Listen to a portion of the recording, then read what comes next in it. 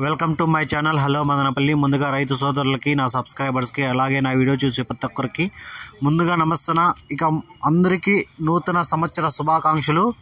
ఇక మనం ఈ వీడియోలో వడ్డిపల్లి అలాగే చింతామణి టమాటో ధరల గురించి ఎలా ఉన్నాయో మనమైతే ఈ వీడియోలో తెలుసుకుందాం.